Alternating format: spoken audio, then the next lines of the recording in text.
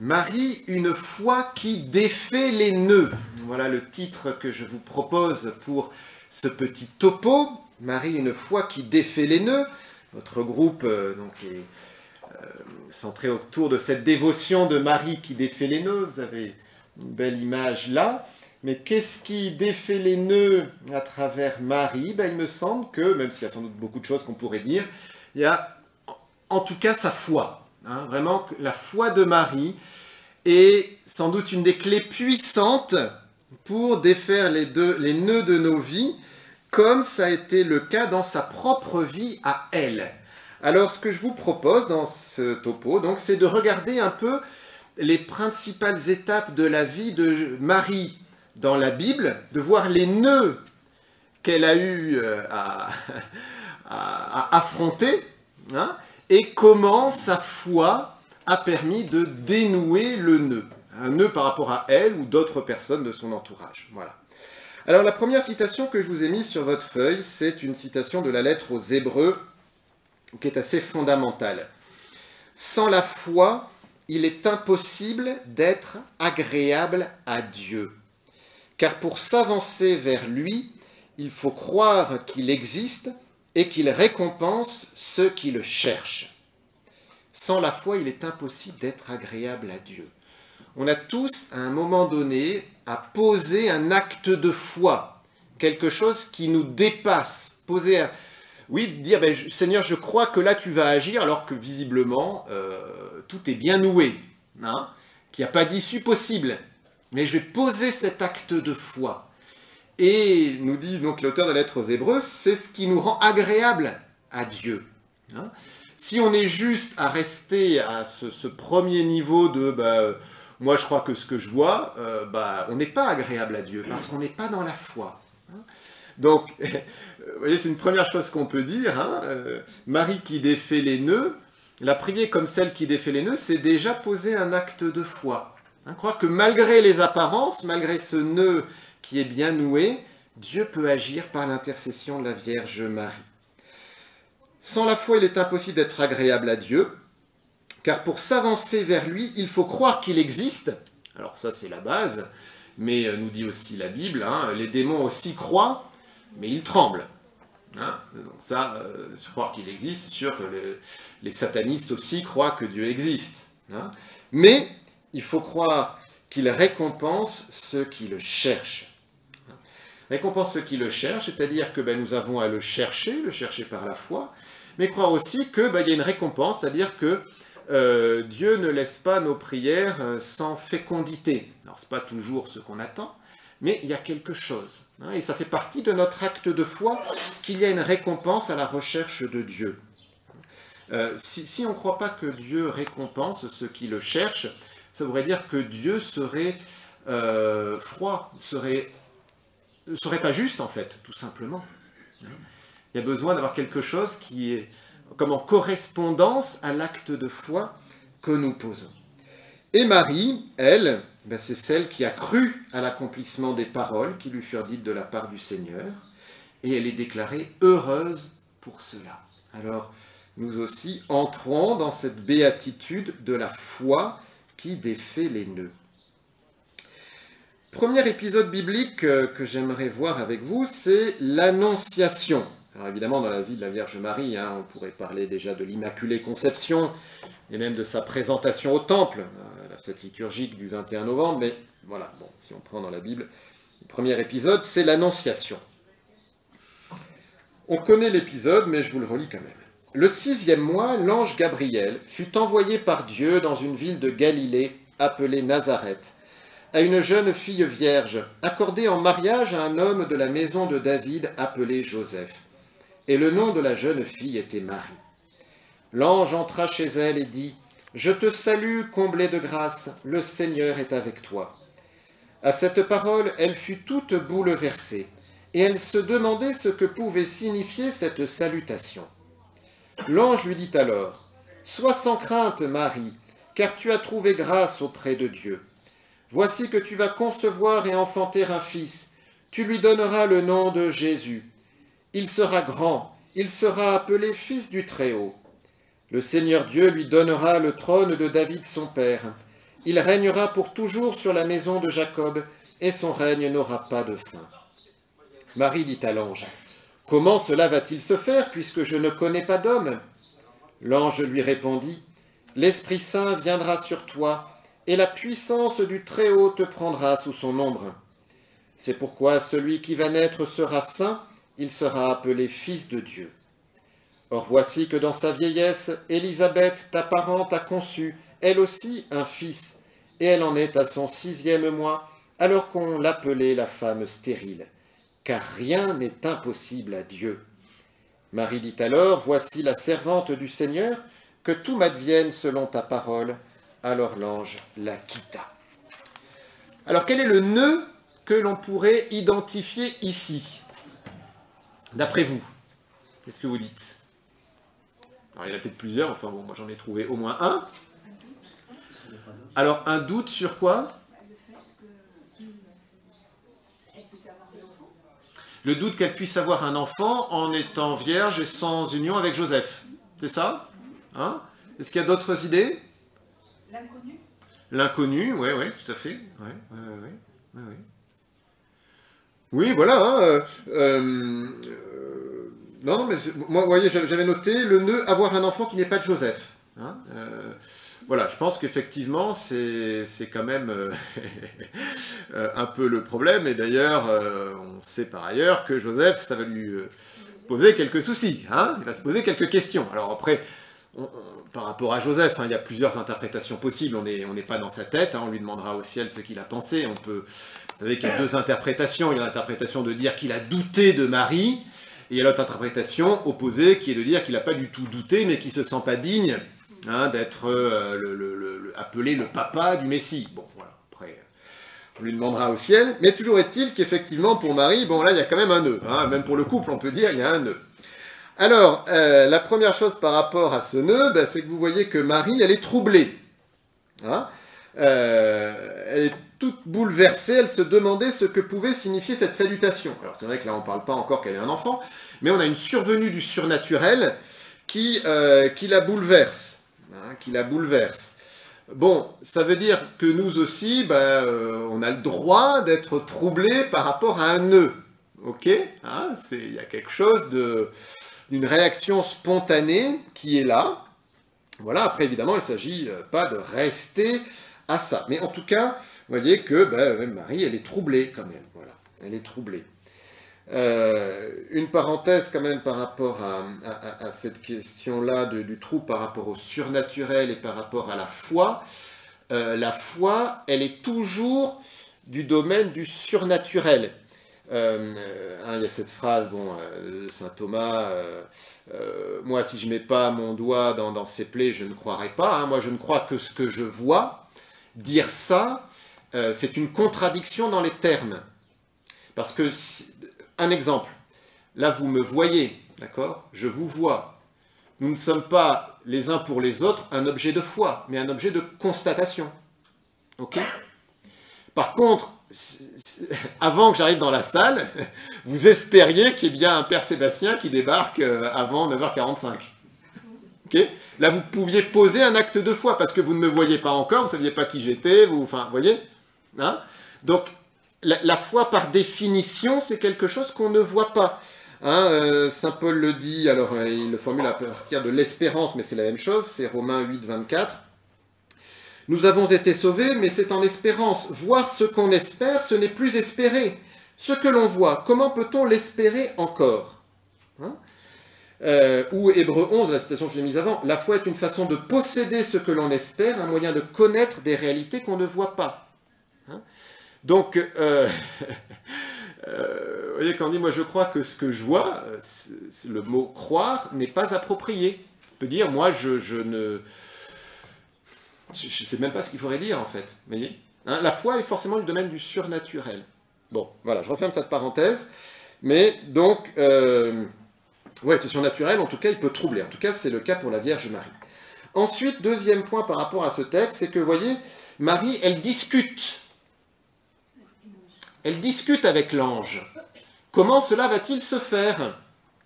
Alors évidemment, par opposition avec Zacharie dans le temple, qui dit à peu près la même chose, Marie le dit avec foi, avec confiance. Hein.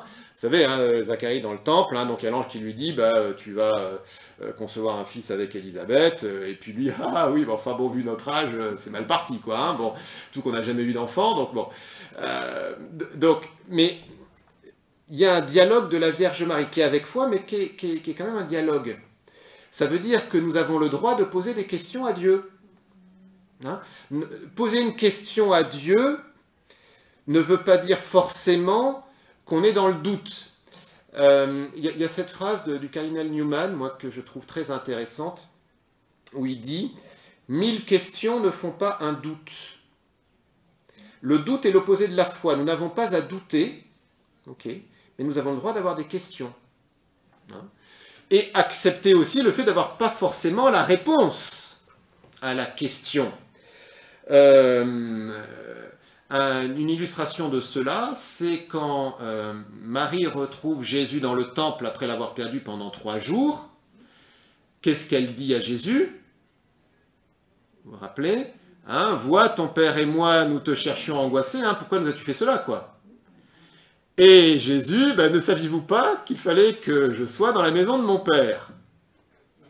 Bon, réponse énigmatique. Est-ce que Marie continue à rajouter une couche dans le dialogue? Non, que nous dit le passage? Elle gardait toute chose dans son cœur.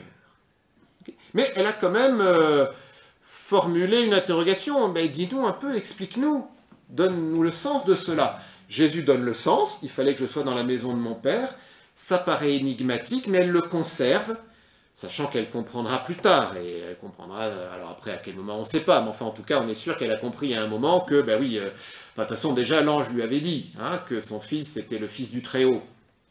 Mais vous voyez, tout ça pour dire qu'on a le droit d'entrer en dialogue avec le Seigneur, mais faisons-le dans une attitude de foi, d'ouverture, en acceptant aussi de ne pas tout comprendre, hein, mais on croit que Dieu gère. Voilà. Si on a à avoir une info pour savoir comment agir, on la lui demande, hein, et il fallait bien que Marie demande quand même ce qu'il fallait qu'elle fasse par rapport à Joseph.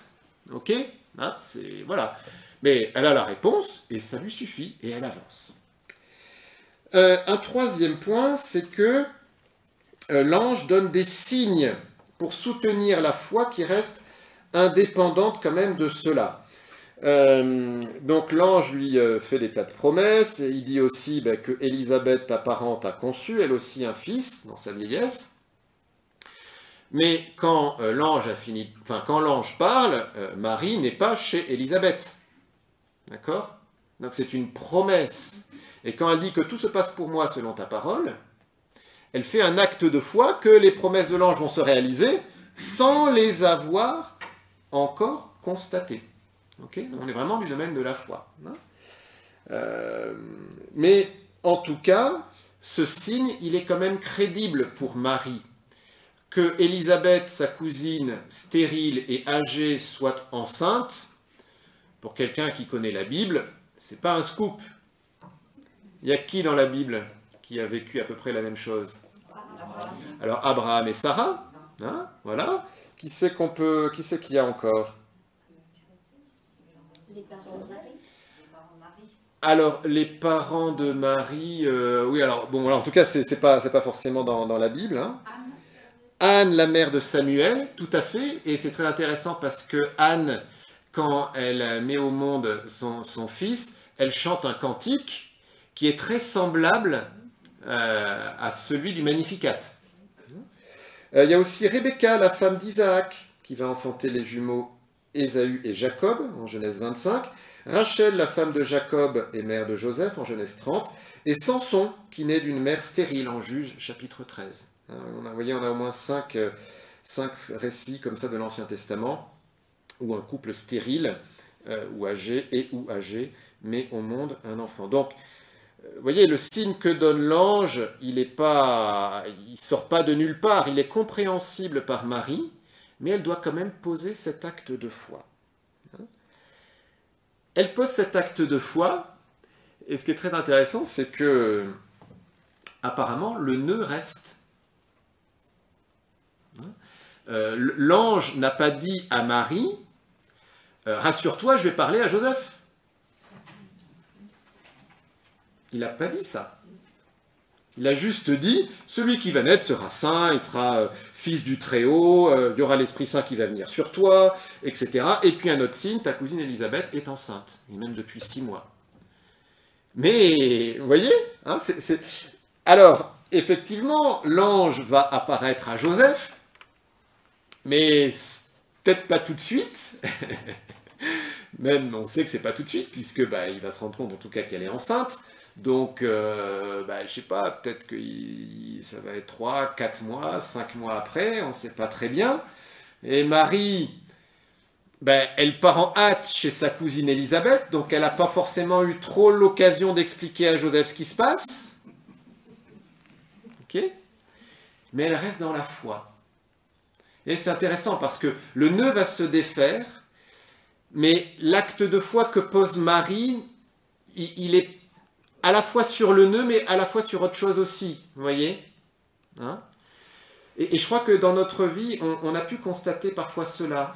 C'est qu'il pouvait y avoir un gros problème quelque part, voilà, mais on a fait confiance au Seigneur pour autre chose, à côté, voilà, et en fait, le gros problème, on a cru qu'il n'allait pas se résoudre sur le moment, mais c'est venu, vous voyez, hein? C'est parce qu'on a fait cet acte de foi sur un truc à côté, que autre chose a pu se dénouer par ailleurs.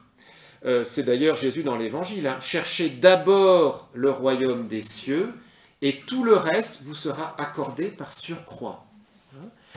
Donc, oui, il y a des fois, il faut accepter que le nœud qui est là, il nous embête bien.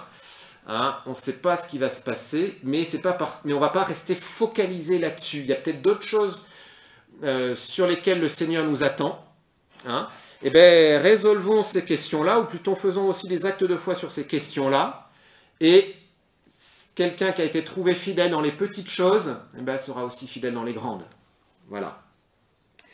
Bon, hein, on pourrait dire évidemment beaucoup de choses sur ce récit de l'Annonciation, mais j'avance. Alors, deuxième grand texte biblique sur Marie, la visitation.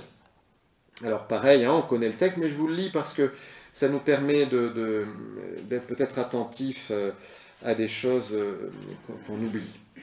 En ces jours-là, Marie se mit en route et se rendit avec empressement vers la région montagneuse, dans une ville de Judée. Elle entra dans la maison de Zacharie et salua Élisabeth.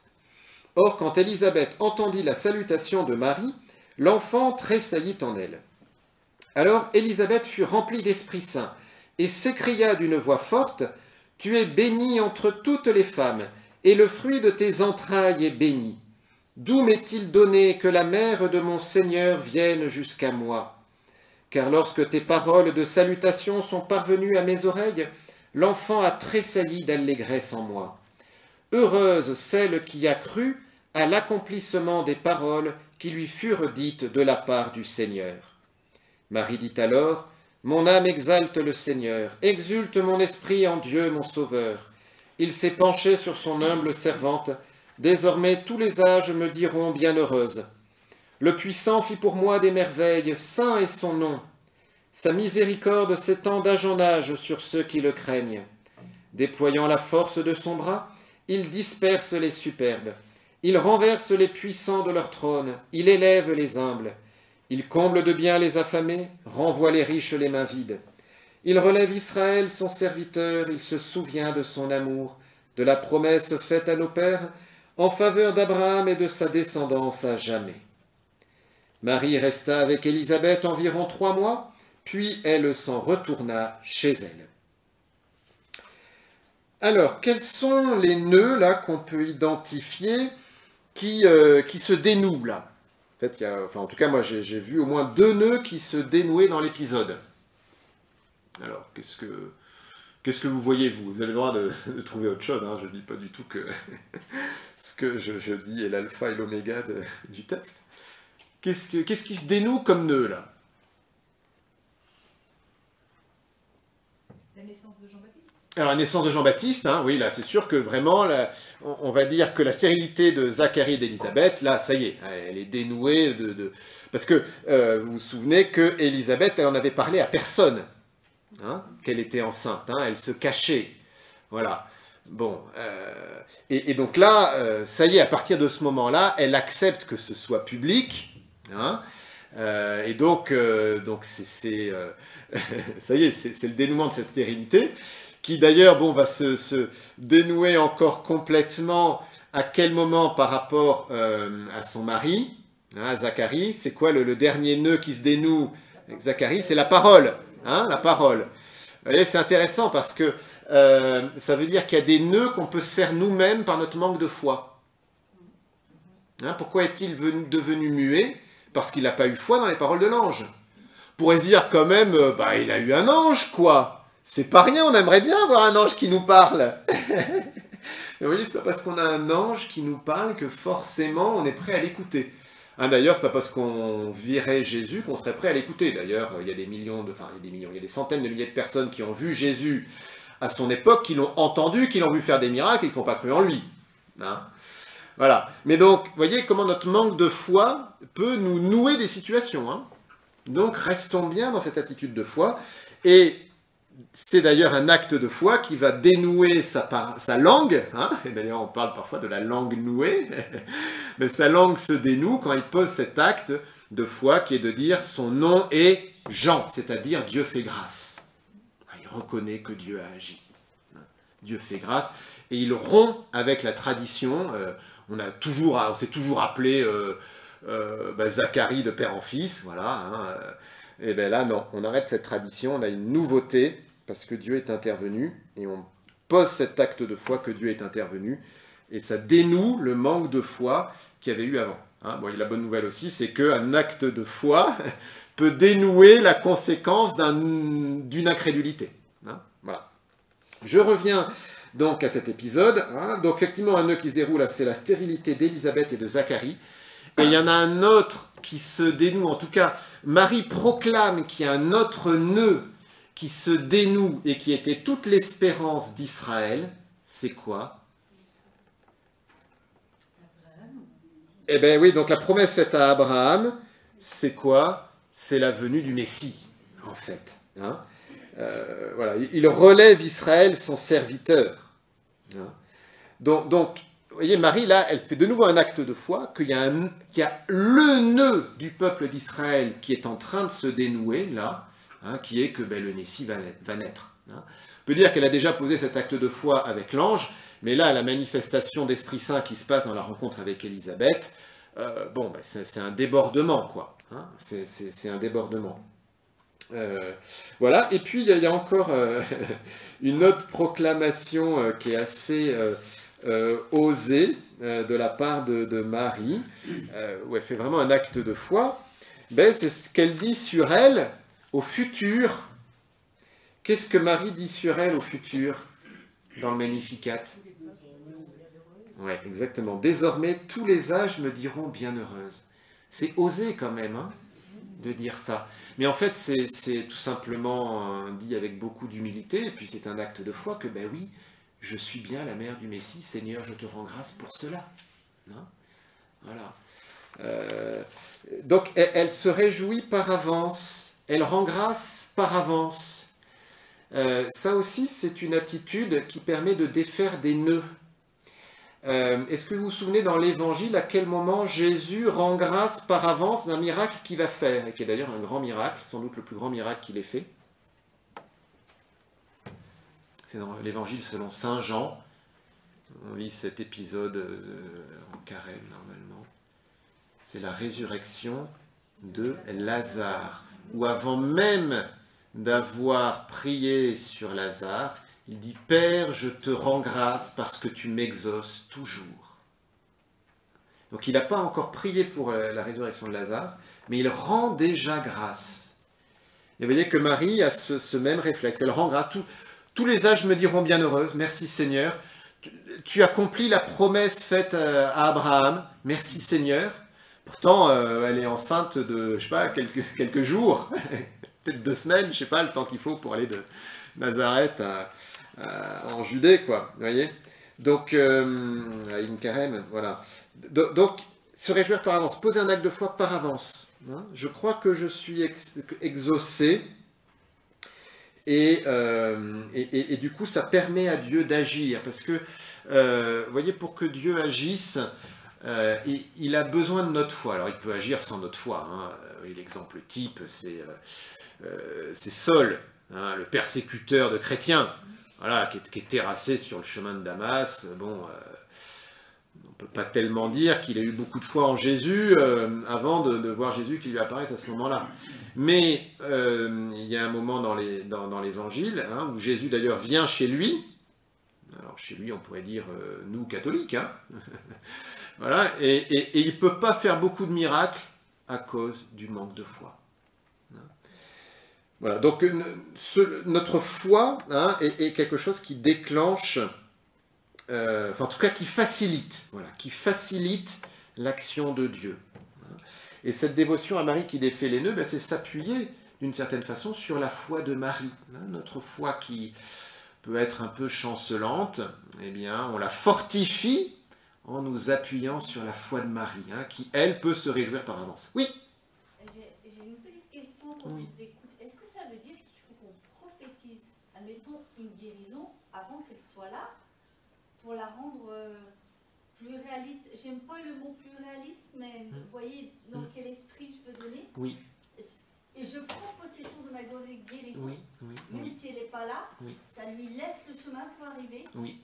Alors c'est une excellente question. Je ne suis pas sûr de pouvoir y répondre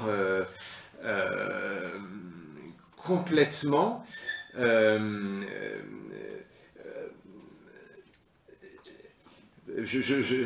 J'essaie moi-même hein, d'entrer un peu dans cette vie charismatique et donc ce genre de choses que vous dites là.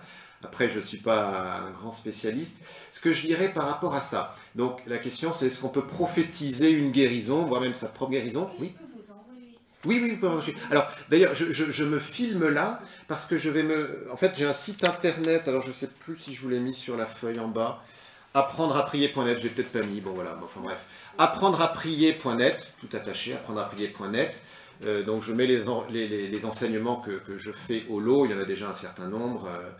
Donc là, celui-là, je le mettrai d'ici quelques jours. Hein, donc vous pourrez évidemment le réécouter. Enfin, sauf s'il y a un problème technique, mais normalement, voilà, en tout cas, il n'y a pas de souci pour m'enregistrer. Donc, par rapport à votre question, donc est-ce qu'on peut prophétiser par rapport à une guérison, tout ça? La réponse est oui, mais il faut le faire de façon ajustée. En fait, la meilleure façon, c'est si vous sentez que l'Esprit Saint vous dit qu'il veut agir et qu'il veut donner cette guérison. Hein, en fait, c'est le cadre de la parole de connaissance. Hein. Donc là, effectivement, on reçoit une parole de connaissance. Donc il y a un acte de foi de dire cette parole qui permet à Dieu d'agir. Voilà. Hein. Parce que c'est ce qu'il veut faire. Il nous montre ce qu'il veut faire. Voilà. Donc là, dans ce cas-là, si vous avez la conviction intérieure, mais pas juste le petit désir perso, quoi, hein, mais la vraie conviction, vous sentez que c'est l'Esprit Saint, puis c'est pas la première fois non plus, etc. Alors là, oui, allez-y. Voilà.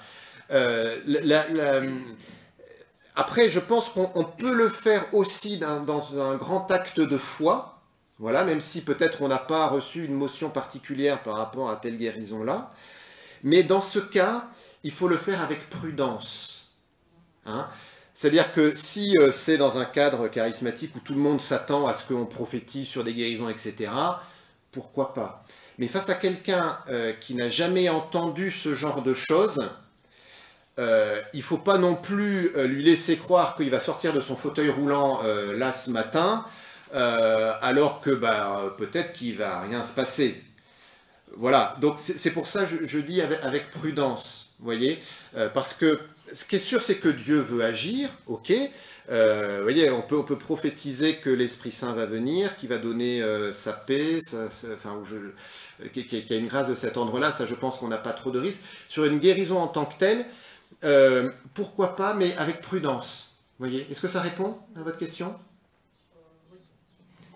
Oui, en fait, je pense qu'il faut qu'on soit aidé par un prêtre charismatique ou par des gens qui sont plus avancés, si je peux, que nous, pour pas se perdre, en fait. Moi... Oui, alors c'est pas une question forcément d'un prêtre ou je sais pas trop quoi, mais c'est le faire avec intelligence, en fait. Hein. Alors, par rapport à soi-même, je veux dire qu'on peut... on peut poser des actes de foi par rapport à soi, hein, mais par rapport à quelqu'un qu'on ne connaît pas forcément, etc., voilà, faut... En fait, vous voyez, toute cette dimension de guérison, il ne faut pas oublier qu'elle est dans le cadre plus général de la compassion de Dieu. Hein. Et quand on prie pour la guérison de quelqu'un d'une façon charismatique, en particulier, la première chose, c'est que on prie pour que la personne fasse l'expérience de la tendresse de Dieu, de la miséricorde de Dieu, qu'elle se sache aimer, qu'elle soit guérie ou non d'ailleurs. Hein. Mais si elle n'est pas guérie et qu'elle a fait l'expérience qu'elle est aimée de Dieu à travers la personne qui prie pour elle, déjà c'est formidable. Voyez, et s'il y a en plus la guérison, gloire à Dieu. Ok, voilà. Après, ben, si vous avez un charisme de guérison et que vous sentez la chose, hein, encore une fois, allez-y. Si vous avez une parole de connaissance, allez-y. Hein, mais sinon, avec prudence. Voilà. Hein. En tout cas, votre question est une bonne illustration de l'exercice de la foi. Hein, ça, c'est clair. C'est sûr que si on part du principe que Dieu ne fait rien, ou sauf exception rarissime qui ne me concernera jamais, il ne va rien se passer. Hein. Ça, c'est sûr. Hein. Inversement, si je m'attends à quelque chose, ben, on facilite l'action de Dieu. Vous voyez, pourquoi les gens viennent dans des sanctuaires comme Notre-Dame-du-Lot? Parce qu'ils savent, ils ont entendu d'une façon ou d'une autre qu'il y a des grâces qui sont répandues ici. Et pourquoi ils savent qu'il y a des grâces qui sont répandues ici? Parce qu'il y a des gens qui ont témoigné. Et donc il y a cette dimension de témoignage qui fait grandir la foi, qui fait que les gens s'attendent à quelque chose, qui facilite l'action de Dieu, et donc les gens rendent grâce, et vous voyez, cercle vertueux. Mais inversement, si je m'attends à rien, et que même quand il se passe quelque chose, je considère qu'il ne s'est rien passé parce que je ne rends pas témoignage, ben, il ne se passe plus rien. Voyez. Voilà, donc il y a une dynamique là. En tout cas, Marie, elle se réjouit par avance, mais elle le fait aussi à partir des paroles de l'ange, qui lui laisse un grand champ large pour exercer sa foi. Hein, mais oui, donc à la fois il y a un point d'appui et en même temps ben, il y a un acte de foi et c'est à travers tout cela que Dieu passe. Je continue. Hein. Sur la visitation, encore un point aussi par rapport à la foi de Marie qui défait les nœuds, justement, c'est que sa foi est active. Marie n'est pas restée dans sa chambre à se glorifier en disant « Oh là là, c'est merveilleux ce qui m'arrive, hein, et je suis la plus grande des femmes. » Non, hein, elle se met tout de suite en marche vers sa cousine Élisabeth. Donc, et pourquoi? Pour lui rendre service. Pour dire « Ah, moi je suis enceinte, bon, donc maintenant il faut que je fasse attention à moi. » Non, non, elle sait que l'autre, elle est plus âgée, c'est au 6e mois, voilà, donc faut aller l'aider. Bon. Donc la charité, la foi qui pousse à la charité, hein, sinon son contenu est vide. Hein, on ne peut pas séparer foi, espérance et charité. Les deux vont vraiment ensemble, enfin notamment foi et charité, hein, parce que, vous voyez, il ne s'agit pas d'asséner des vérités comme ça sans charité. Hein, et en même temps, une charité, tout le monde est beau, tout le monde est gentil, ça ne donne rien non plus, parce qu'il manque la vérité du message évangélique. Donc il y a toujours les deux dimensions, mais donc, ce qui veut dire aussi que notre foi, on l'active en la mettant en œuvre. Et l'ange lui dit, ta cousine est enceinte, Marie va la voir, elle reste pas, bon, je suis pas sûr, je vais pas tenter le diable, hein, je reste chez moi ça me concerne pas, cette promesse, voilà. Non, elle part du principe qu'elle est vraie, et elle va rendre service. En fait, le fait qu'elle se mette en route vers Élisabeth manifeste aux yeux de Dieu que Marie croit que la promesse est vraie. Vous voyez, hein? Voilà.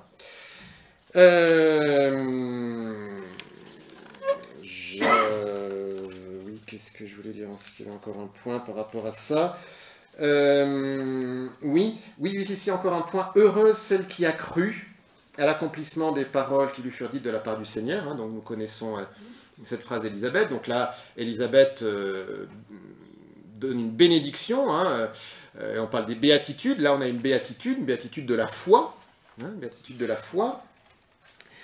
Et j'aime bien mettre en lien cela avec un autre passage de l'Évangile. Vous savez, c'est le paralytique qu'on descend du toit.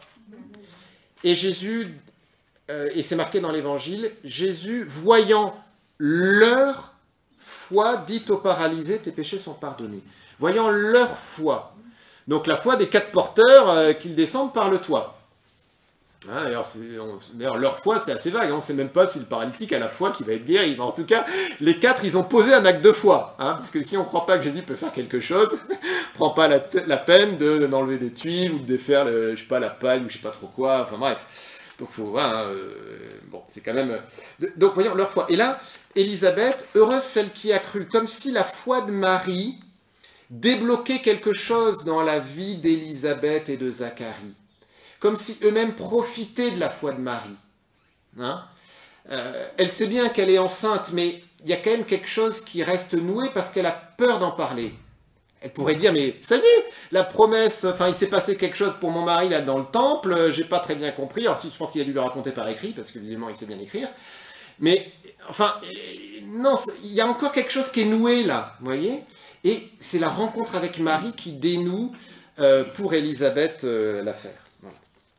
Alors, troisième passage biblique par rapport à la foi de Marie qui défait les nœuds, et aussi pour les autres, d'ailleurs, c'est les noces de Cana. Hein. Alors, je ne vais pas forcément vous lire le passage parce que le temps passe, mais juste peut-être le début. Marie avait été invitée au mariage avec ses disciples, or on manqua de vin. La mère de Jésus lui dit, ils n'ont pas de vin. Jésus lui répond, femme, que me veux-tu? Mon heure, n'est pas encore venue. Sa mère dit à ceux qui servaient, tout ce qu'il vous dira, faites-le. Bon, le nœud, là, moi qui me paraît assez évident, mais il y en a peut-être d'autres, hein, c'est ils n'ont plus de vin. Hein, voilà, bon. Et se rajoute à cela le fait que Jésus n'a jamais fait de miracle encore. En tout cas, il n'a pas commencé sa vie publique. Hein, parce qu'on peut se dire, ah ben oui, ben, il y a Jésus, c'est facile. Ah ben non, il n'a jamais fait encore. Ok, hein, il n'a jamais fait. Donc non seulement la situation est bloquée, mais encore, normalement, celui qui les débloque, il n'a pas prévu de faire. Hein, puis d'ailleurs, il lui dit, hein, mais femme, que me veux-tu? Mon heure n'est pas encore venue. J'ai pas prévu. Hein, c'est pas prévu que je fasse un miracle, là, Marie. Là, t'es bien gentille, mais je t'aime beaucoup, mais non, désolé. Désolé, c'est pas prévu. Donc le nœud, il va rester là. Et vous voyez que Marie, hein, elle ne reste pas là. Hein, même quand c'est bien bloqué. Hein. Bon, alors après, voilà, bon, Jésus, il sait tout, et il sait la foi de Marie et tout ça. Mais on pourrait dire, hein, je ne sais pas si c'est juste, mais on pourrait dire que Jésus provoque Marie à plus de foi. Vous voyez, parce qu'elle sait bien qui est son fils, donc elle pourrait dire, bah, Jésus, elle a fait un miracle, en gros c'est ça, hein, voilà. Ils n'ont plus de vin, hein, ils n'ont plus de vin, donc hein, sous-entendu, bah, voilà, ils n'ont plus de vin. Mais Jésus la pousse à aller plus loin. Il y a un autre passage dans l'Évangile où il y a ça, c'est la femme syrophénicienne hein, qui poursuit Jésus de ses cris, hein, et même les disciples, ils n'en peuvent plus. Hein. Il dit à Jésus, non mais, voilà, fais quelque chose, mais on n'en peut plus. Cette femme, vraiment, voilà. Et Jésus la rabroue. Hein, oui, mais c'est pas bien de prendre le pain des petits-enfants pour le donner aux chiens. Hein, faut se le prendre dans la figure quand même. Et elle, vous vous souvenez, oui, mais les petits chiens, ils mangent les miettes qui tombent de la table. Et bon, vous voyez, comme si Jésus peut à certains moments nous pousser à plus de foi. Alors, attention quand même quand on dit ça, parce que Jésus ne nous pousse pas au découragement, hein, et Jésus nous dit bien aussi que il n'y a aucune épreuve qui soit au-delà de nos forces. Hein, donc attention quand même à cela. Hein, et puis Dieu ne nous tente pas, hein, le tentateur c'est le diable. Enfin, attention à pas... Voilà. Mais toujours est-il, vous voyez, que, en tout cas face à un obstacle, face à une situation qui se noue, qui même se renoue, alors qu'on aurait... Enfin voilà, on a prié, on pensait que ça allait mieux, en fait non, c'est même pire. Ben, c'est pas le moment de se décourager.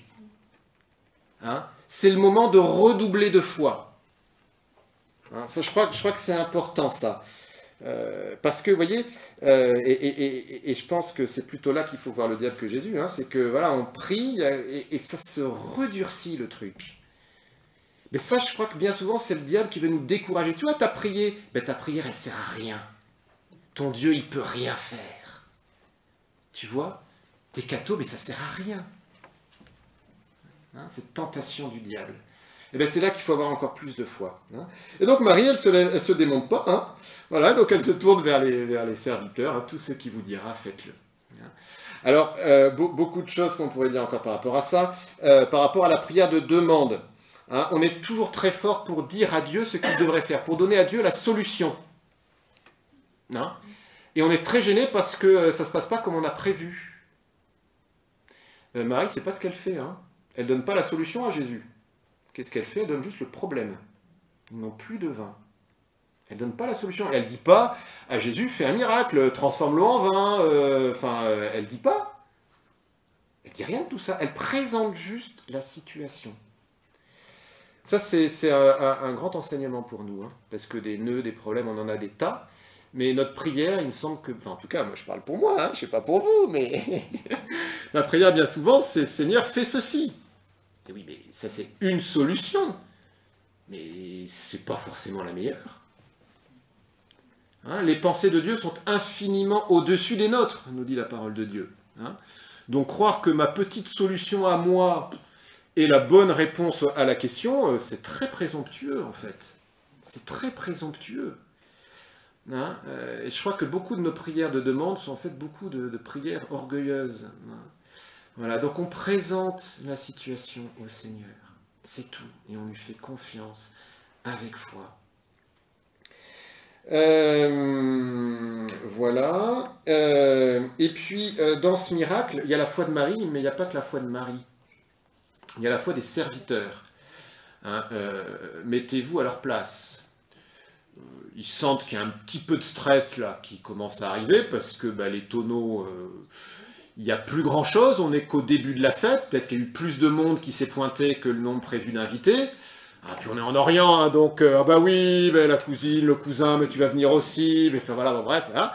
Donc il y a un peu de stress, et on leur demande de faire quoi? De remplir 600 litres d'eau. Il n'y a pas l'eau courante à l'époque, hein. Donc ça veut dire qu'il faut aller au puits. Je ne sais pas combien on transporte, mais enfin, vous imaginez, il y a peut-être 20 ou 30 allers-retours au puits. Pour remplir quoi? De l'eau. Alors pendant ce temps-là, ils ne font pas le service. Et puis, ça ne résout pas la question de il n'y a plus de vin. Et puis, on dit, oui, mais c'est Jésus qui leur a dit. Non, mais Jésus, c'est un inconnu. Tellement un inconnu, d'ailleurs, que quand il va revenir quelques semaines après à Nazareth... en disant, Isaïe, là, j'ai été consacré par l'onction pour annoncer la bonne nouvelle aux pauvres, etc. On va dire, non mais attends, tu te prends pour qui là? T'es le fils du charpentier. Donc vous voyez, l'acte de foi de ces humbles serviteurs. Hein. Et puis encore l'acte de foi du maître de maison qui va puiser de l'eau. Hein, oui, je te demande du vin. Il puise quand même de l'eau. Et il verse du vin. Voilà. Donc il y a beaucoup d'actes de foi là-dedans. Voilà. Et c'est toute cette succession d'actes de foi, vous voyez, de plusieurs personnes aussi, l'intérêt de prier à plusieurs. Hein, voyant leur foi, il dit au paralysé, etc. Donc l'acte de foi à plusieurs qui défait les nœuds. Hein, et vous voyez aussi qu'en fait, là, pour défaire le nœud de ce manque de vin, il y a eu l'acte de foi.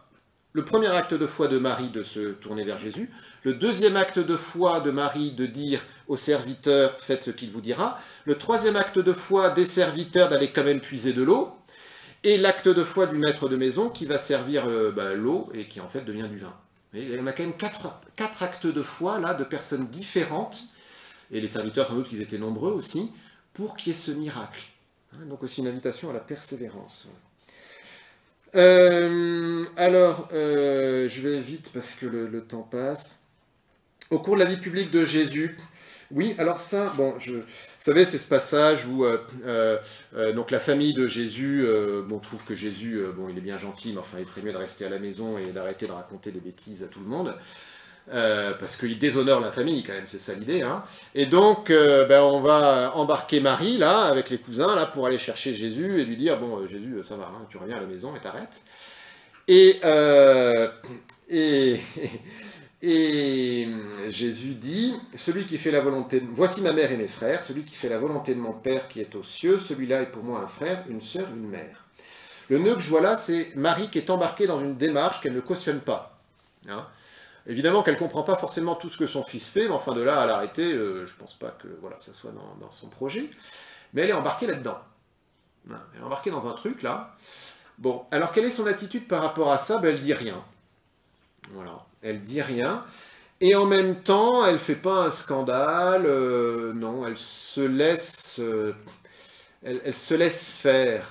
Alors il y a des fois, il ne faut pas se laisser faire, mais vous voyez quand même que Marie, c'est pas celle qui fait des esclandres pour tout.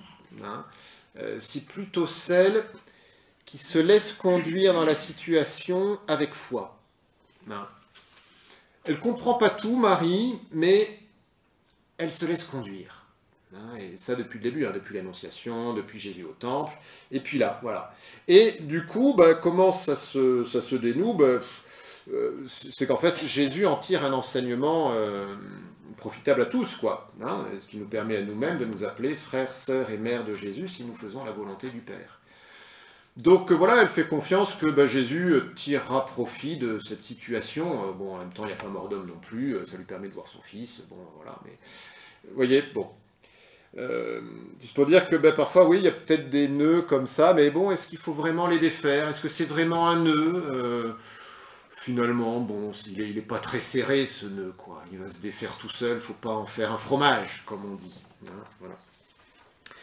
À la croix, donc 5e point, à la croix, Marie devient notre mère. Près de la croix de Jésus se tenait sa mère et la sœur de sa mère, Marie, femme de Cléophas, et Marie-Madeleine. D'ailleurs, parenthèse, hein, Marie, femme de Cléophas, c'est la fameuse mère des frères de Jésus, hein, dont on parle, Jacques et puis Jude, là. Voilà, c'est elle. Sont là dans Matthieu 26, enfin bref. Bon, voilà. Jésus, voyant sa mère, et près d'elle le disciple qu'il aimait, dit à la mère. Hein, en français, on traduit souvent sa mère, mais en fait, dans le texte grec, c'est la mère. Femme, voici ton fils. Puis il dit au disciple, voici ta mère. Et à partir de cette heure-là, le disciple l'a pris chez lui, littéralement, l'a pris dans ses biens, dans ce qui lui appartient, dans ce qui est à lui, quoi. Là, le nœud, on pourrait dire que c'est la mort du fils et la mort du maître. Hein. La mort du fils pour Marie, la mort du maître pour Jean. Jésus, comment il le dénoue? Alors il le dénoue pas d'une façon, enfin en tout cas pas immédiatement de la façon qu'on aimerait, hein, parce que il meurt, hein, Jésus quand même dans les instants qui suivent. Mais il laisse pas Marie seule et il laisse pas Jean seul. Donc Marie qui n'a plus son fils, elle reçoit Jean et à travers Jean nous tous. Hein, donc des centaines, des milliers, des millions, des milliards. Voilà. On pourrait dire, hein, celui qui a tout quitté en ce monde recevra le centuple. Et c'est ce que reçoit Marie là. Hein. En même temps, bon, oui, il y a quand même le fils qui meurt. Voilà. Donc, mais il y a une grâce qui est donnée. Donc savoir voir aussi, vous voyez, les grâces qui peuvent être données, même si ce n'est pas exactement celles qu'on attendait, mais qui sont en fait plus importantes. C'est vrai que Marie, bon, elle aurait pu garder son fiston, hein, mais là, elle devient mère de l'Église. Hein, sa maternité, elle ne se limite plus à un individu, mais elle devient universelle. Et après, on a l'épisode de la Pentecôte. Marie, elle va accompagner de sa prière les apôtres. Elle va les enfanter à la vie dans l'Esprit Saint. Vous voyez, voilà. Et ce qui est quand même très beau, c'est que Jésus, il donne un surplus parce qu'il va lui-même ressusciter. Hein, il va apparaître à sa maman. Voilà. En tout cas, c'est la tradition qui nous le dit. C'est même la première apparition. Et donc, de savoir voir aussi ce qu'il y a à côté, qui peut être en fait beaucoup plus important que ce qu'on avait demandé précisément. Et puis, en restant dans la foi, que même ce qu'on avait demandé précisément, peut-être qu'un jour, ça va être accordé, ou en tout cas dans la gloire. Voilà. Hein, mais savoir voir aussi, hein, ce que Dieu nous donne, même si ce n'est pas exactement ce qu'on attendait, ce qui rejoint d'ailleurs, hein, ce que je disais précédemment là sur... oui, c'était le passage précédent, enfin voilà. Donc, voilà, et puis alors, dans les quelques minutes qui nous restent, alors la Pentecôte, voilà, la Pentecôte, le nœud, c'est qu'ils sont toujours enfermés, les apôtres, par peur des Juifs. Hein. Ils ont reçu l'Esprit Saint une première fois à la résurrection, hein, vous vous souvenez, Jésus qui apparaît aux 10 d'abord, puis après aux 11 quand Thomas revient. Paix à vous, recevez l'Esprit Saint, ceux à qui vous remettrez les péchés leur seront remis, etc. Mais ils ont encore peur. Hein, il y a un peu comme Élisabeth, elle est enceinte, mais il y a encore un truc qui est noué, quoi. Elle n'ose pas encore le dire. Bon, et bien là, pour les apôtres, c'est un peu du même ordre. Il y a déjà une première grâce qui est reçue. Hein, ils croient que Jésus a ressuscité, c'est bon. On va le lire aujourd'hui, puisque c'est la fête de Saint Matthias. Ils vont choisir un remplaçant pour Judas, alors qu'ils auraient pu rester enquistés dans la situation de un des 12 a trahi, mais non, ils vont dépasser ça, mais il y a encore un truc. Voilà, et bien ce truc, il va se dénouer grâce à la prière de Marie, et grâce à la première neuvaine de l'histoire. Hein, neuvaine à Marie qui défait les nœuds, la première neuvaine de l'histoire, c'est entre l'Ascension et la Pentecôte. Il y a 10 jours, on est toujours habitué à dire il y a 10 jours, mais en fait c'est le 10e jour. Donc il y en a 9 entre. Hein, la première neuvaine de l'histoire, c'est pour demander l'Esprit Saint avec Marie. Voilà. Donc, vous voyez, faire une neuvaine à Marie, ça a du sens, hein, parce que, en fait, on peut dire que la première neuvaine de l'histoire, elle a été faite avec Marie, hein, et qui a permis à ce gros nœud, là, d'avoir des apôtres qui étaient plus du tout apôtres, en fait, puisqu'ils étaient enfermés. Un apôtre est celui qui est envoyé, quand même, hein, qui est missionnaire, hein, donc ils avaient perdu leur vocation, on pourrait dire. Et bien, grâce à Marie qui prie avec eux, ils vont recevoir l'Esprit Saint, et ils vont pouvoir accomplir donc leur vocation. L'exaucement de toute prière, vous savez que c'est l'Esprit Saint. Hein. Prenez Luc chapitre 11, donc Jésus dit, quand vous priez, dites le Notre Père, et puis ensuite il dit quel est le Père à qui son fils demandera un œuf et qui lui donnera un serpent, ou qui lui demande un poisson, qui lui donnera un scorpion, voilà. Combien plus le Père du ciel donnera-t-il l'Esprit Saint à ceux qui le prient? Donc, la Pentecôte, ça nous signifie que quand nous prions, eh bien, nous avons cet exaucement qui est de recevoir l'Esprit Saint. Alors évidemment, hein, toujours, on veut la solution qu'on a décidée nous. Hein, mais en tout cas, Jésus nous donne l'Esprit Saint. Et l'Esprit Saint, il est Dieu, hein, ok, hein, pas un vague souffle comme ça, là, évanescent. Non, il est autant Dieu que le Père et le Fils. Dans le credo, nous disons, il reçoit même adoration et même gloire. Donc n'ayons pas peur de prier l'Esprit Saint pour lui-même, de l'adorer pour lui-même. Il reçoit même adoration et même gloire. Et nous pouvons le faire vraiment avec la Vierge Marie. Je vous ai mis encore l'Assomption. Alors l'Assomption, bon, là c'était juste pour clore un peu la vie de la Sainte Vierge, mais pour mettre l'accent sur un point qu'on oublie peut-être, mais c'est que, en fait, l'Assomption, théologiquement, c'est quoi? C'est manifester qu'il y a déjà une personne qui est totalement sauvée, la Vierge Marie, en son âme et en son corps. Hein, parce que nous, quand nous mourrons, notre corps, il va se décomposer, hein, et on attend qu'il ressuscite à la fin des temps. Mais le salut concerne toute notre personne, tout notre être, notre corps fait partie de notre personnalité. Hein, si vous m'entendez, c'est parce que vous avez des oreilles et que moi j'ai une bouche. Ok. Voilà. Donc ça fait partie de notre être, notre vie spirituelle ne peut pas avoir de vie spirituelle si nous n'avons pas de corps. Hein. C'est à travers notre corps que voilà, ces choses se passent. Et donc ce corps, il est aussi sauvé. Et cette manifestation que notre corps est sauvé, c'est Marie qui monte au ciel. Et on peut dire que ça, vous voyez, c'est le nœud ultime qui est dénoué, parce que ce nœud ultime, c'est quoi? C'est notre salut. Que nous soyons sauvés et complètement sauvés. Hein, l'Immaculée Conception, c'est que le salut est même capable de préserver du péché originel. Nous sommes libérés du péché originel le jour de notre baptême. Hein, et la fin de la Vierge Marie, c'est que ce salut concerne tout l'être, quoi, hein, jusqu'au corps. Et donc ce grand nœud qui est que nous ne sommes pas sauvés par défaut, mais par grâce du Christ, eh bien la Vierge Marie le manifeste en montant au ciel avec son âme et avec son corps. Voilà. Alors, vous voyez, à travers ce parcours biblique, j'ai essayé de vous montrer un peu comment la Vierge Marie peut être vraiment celle qui nous aide à défaire les nœuds et comment elle le fait notamment à travers sa foi. Donc, vraiment, entrons dans cette foi.